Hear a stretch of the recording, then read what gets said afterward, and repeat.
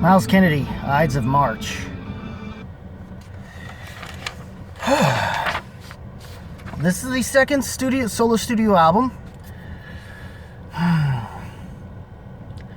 by Myles Kennedy, and it follows up his very highly critically acclaimed, possibly fan praised, possibly, I'm not sure, but it was definitely a different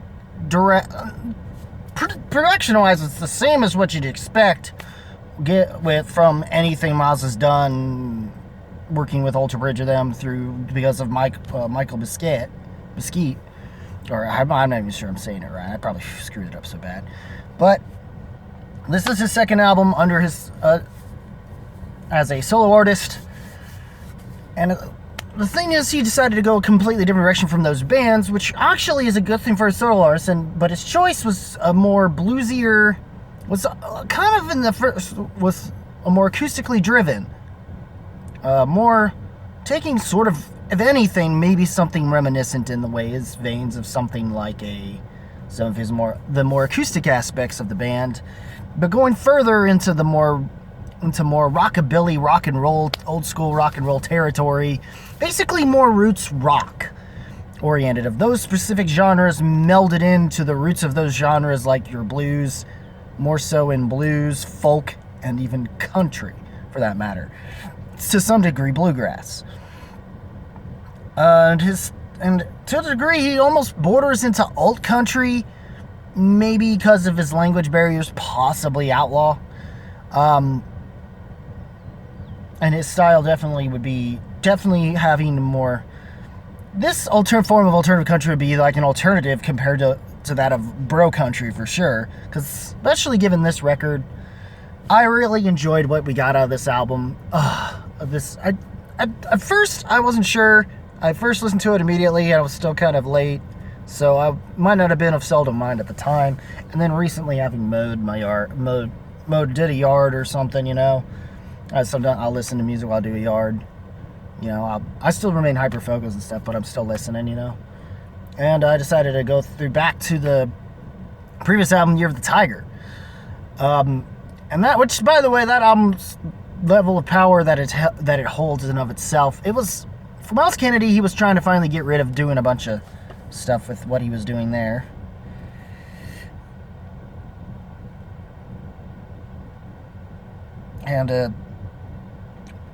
And what he's said in some interviews, he had mentioned that with this album, and we all mostly know Myles Kennedy for Alter Bridge and working with Slash and being a part of the backup band with Slash and the Conspirators.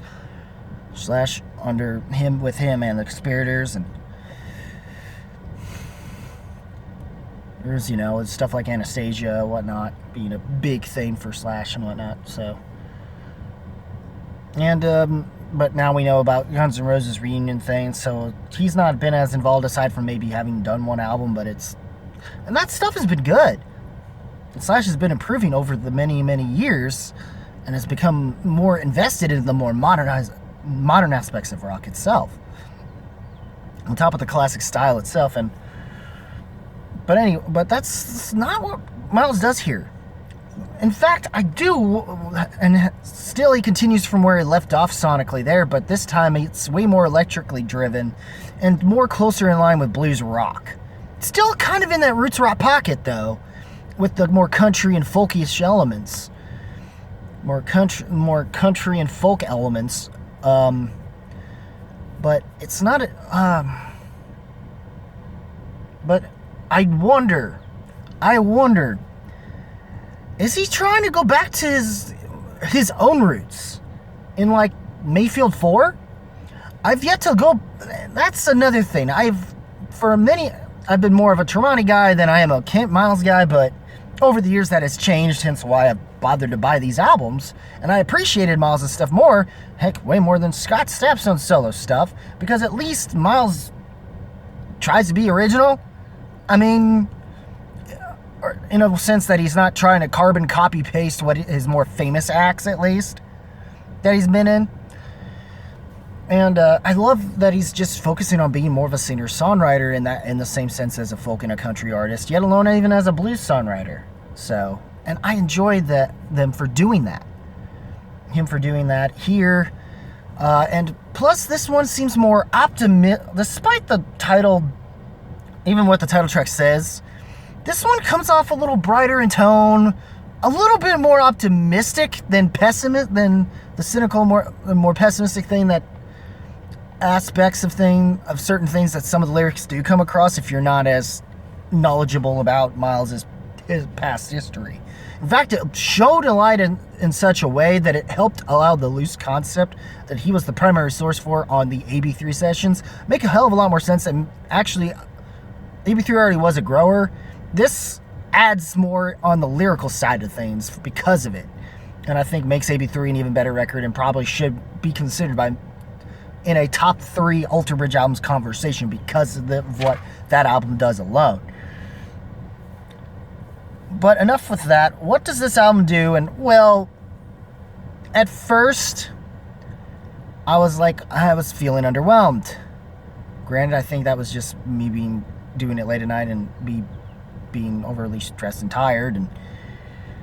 And having once I got through it a second time after having gone through the Year of the Tiger, and then going into it straight up, I noticed how much more different in the sense of it being more of a rock-oriented record. In fact, I think he does whatever Corey Taylor was trying to do on his solo debut record, leaving off from Stone Sour, better than whatever that specific more country-ish type sound, southern rock-ish type sound. Myles does it better, though I feel like he's going more Heartland rock oriented in his style specifically. He's clearly, besides possibly in this record being more rock oriented, possibly going back more to Mayfield 4, while leaving off from what he did sonically with Year of the Tiger. I say possibly because I've yet to hear the other couple of tracks, and then all I've heard was apparently finding out, they did a cover of the Marvin Gaye classic. And then it made me go into a spiral of figuring out, is this better than what Seven Dust was trying to do? Or something. Which, clearly Myles is also buddies and had collabed, which makes it even more full circle between him and Mark. And even though Sorrow, I think, which is the track of that, that collab with Myles was kind of the weakest on that record of the 3 collabs. Yeah. But overall, in terms of this album, he does get a very retro. I love that he's gone retrospective a bit. I still remember, just like it was yesterday, the moment that brought the fires and the rage, how it stands to reason that in time we'd see a change, but the more things keep on shifting around, the more they stay the same. Please don't tell me that it's over. It breaks my heart. I fear we'll never make amends.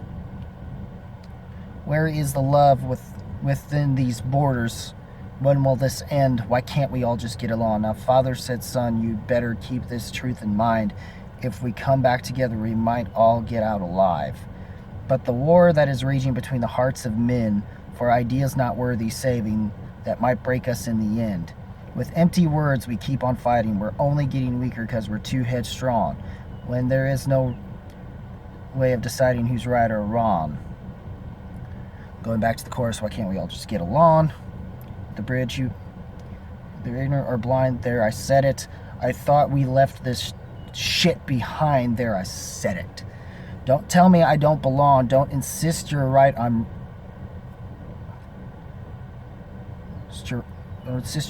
wrong. The answer in the end was never black or white. With empty words we keep on fighting, we're only getting weaker because we're too headstrong when there is no real way of deciding who's right or wrong. Why can't we all just get along? Just, a lot of what he's mostly been writing is either dealing with his own, because of quarantine, he had mostly just been dealing with a lot of what has been going on within the world around us, especially with what has happened throughout this pandemic and just the craziness politically as of last year, and even so much more so now, and just just questioning those things, you know? And initially I didn't like 1,000 Words sonically. There's something to the way the vocals and the way the sound comes off. I just couldn't get into it at the first time I heard it. But yet, now, once I realized I needed to have a clear head, and having come off a Year of the Tiger, which it almost benefits, I think, this album to just come off of Year of the Tiger before you go into this. And knowing what's been going on in the current situations of things. And 1,000 Words is actually, lyrically, I wanted to get behind it, and I kind of think I like this song a lot more. And I love his songwriting on this, and it just further proves why he's one of the better. Why Myles Kennedy through this proves why he was the better. Why he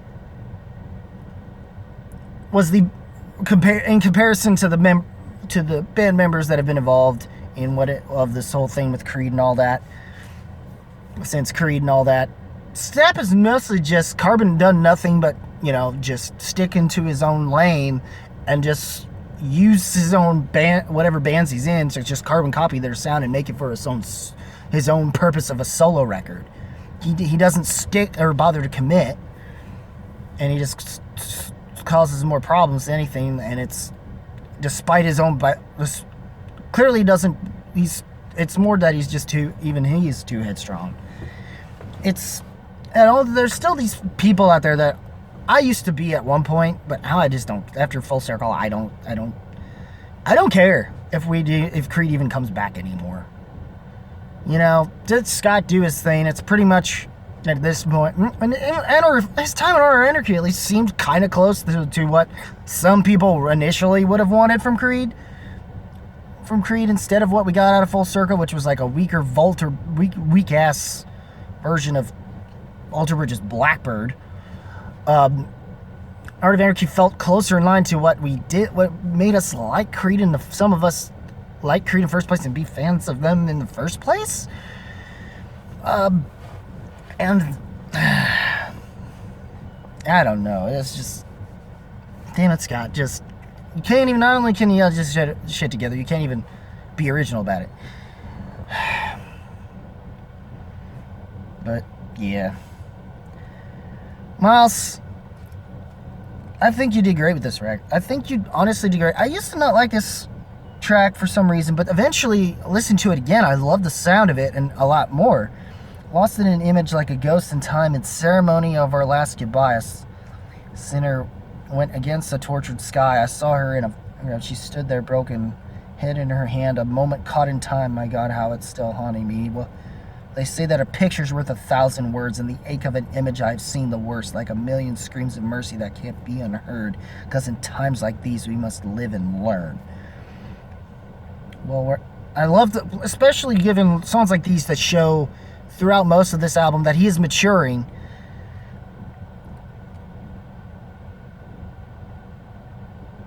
And just stuff like that, with that track, just showing it. In Stride was probably one of my favorites. Like this idea of just, like, I think Get Along kind of says it does speak enough in and of itself of where he's wanting to go throughout this entire thing. And Ides of March being probably the most closest thing to a more progressive sounding track. And it's way more for what he does, but it's way more in but it's more like progressive folk or country, really, than I would say progressive rock. But there's some of that kind of too. Love Rain Down is probably one of my favorites personally. Even though I could see some people saying, "Oh, it's filler." I'm like, "Oh, fuck you." You've never had those moments of being that kind of a hopeless romantic or something. Because these lyrics, the way the song comes off, it just feels like this song that's meant to be written by a hopeless romantic. And Wake Me When It's Over is probably one of the weaker ones, and it just sounds like it's one of these songs about his tour thing, and it's probably one of the weaker songs and the least relatable ones that he's written. To me.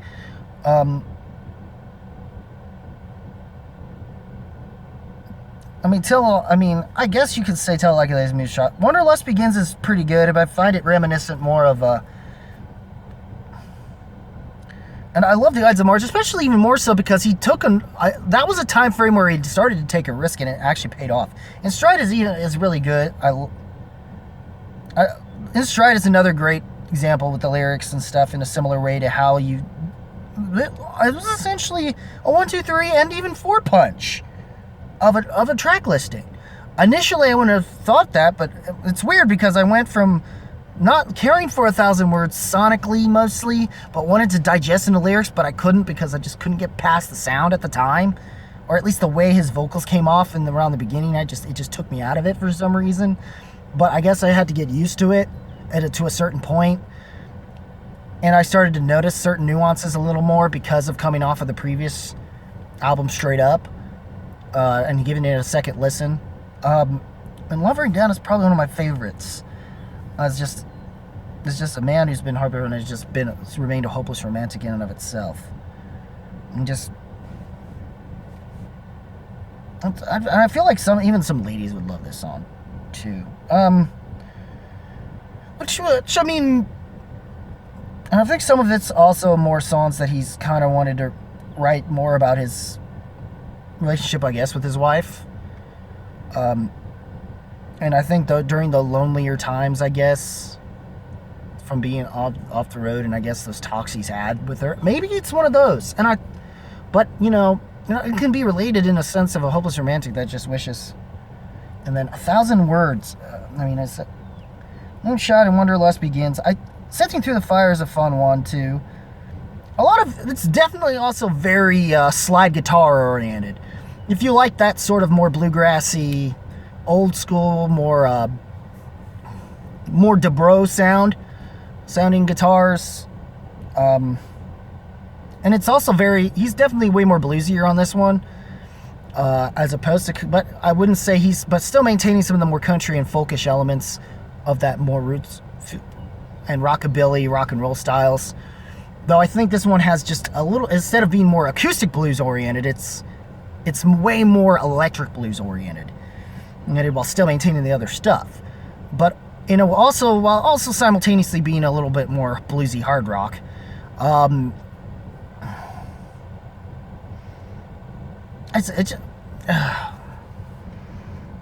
Worried Mind is the most 12-bar blues he goes, which also does a similar kind of thing like Lowering Down does, but I know it's not a bad way to end it on a 12-bar blues kind of a thing.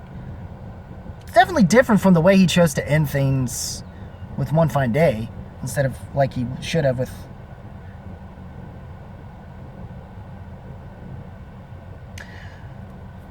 And even though I could see Lowering Down reminding me more of...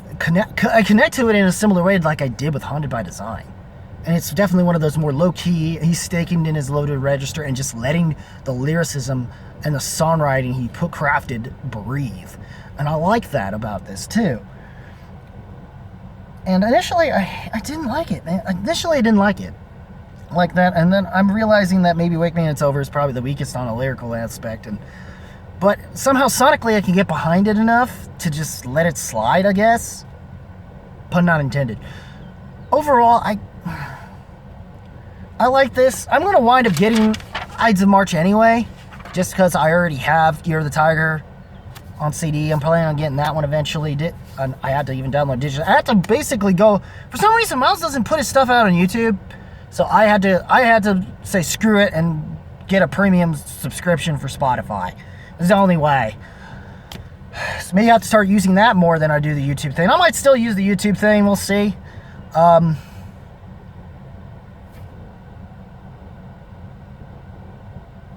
If I can't find stuff there, I can still look in there if I have to, blah, blah, blah, blah, blah. Since YouTube Music is essentially now like what Google Play is, streaming was. But anyways, I was just going to say, originally I was going to say it's a disappointing but even by its second listen, it's kind of grown on me a little bit more, especially after having had a chance to go back to Year of the Tiger and then come back to this. I'm still uncertain whether or not he's relying on some elements from his former band, from the one band that most people forget about, and that's his... Why am I forgetting? What? I just said it too, but so just... I hate when I do that. Mayfield 4. There we go. Thank you, brain, for finally clicking. But anyways, I enjoy... But it's slowly going to rocks. I don't know if I could say masterclass. I was thinking... The singles made me believe this album was going to be even better. I'm not quite certain I could say that right now. But I think it's kind of on par, but in a different kind of way. I don't think it will hit the certain emotional strings. Like, I feel like this one's meant for you to lift your spirits up more than to just kind of cater to your more down spirits, in the sense that about certain more crisis of faith moments like that record was. This was more him. That was more him trying to get that out of his system finally. And with this one, he finally was able to do a similar kind of thing, but it's a lot different, and it seems to be more about his thoughts in the pandemic and stuff.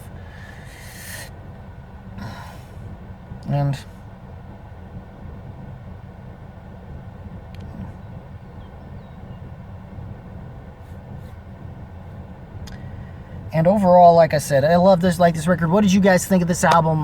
Leave a comment. What did you think of this album? Are you also an Alter Bridge and fan of his work with Slash? I'm more so just Alter Bridge, to be honest, and just his solo stuff. But I do wonder whether or not some of his solo stuff will eventually find a way to seep into Alter Bridge, or at least find a way to cohesively mold this and what Mark's been doing on his solo stuff with Tremonti together, while still having the Alter Bridge feel of things. Even though usually it's become more his time on Slash meets that molded together, meets Tremonti molded together, which works better, I guess. But maybe that's what they need to do for Alter Bridge to switch things up, because there are 6 albums in. They haven't really made it that great of an album since Fortress, but I've liked what they put out. They haven't made me say they had a bad album.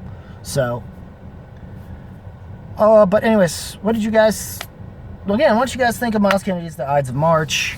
I think that's gonna be until Mammoth Wolfgang Van Halen's album debut comes out. I can't think of anything else aside from maybe a couple albums I missed that I want to do separate reviews of, and then an eventual swim. So what I miss, that is, for my albums that I have been listening to, that I will do nice long form thing of quickies and stuff. We'll probably be about the same length as this stuff. But anyways, what do you guys think? Leave a comment below. Let me know. Rock that like button with thrust if you must. Also punch that subscribe button, and click that notification bell on all, so you can see all of my stuff. Also, check out the other stuff from.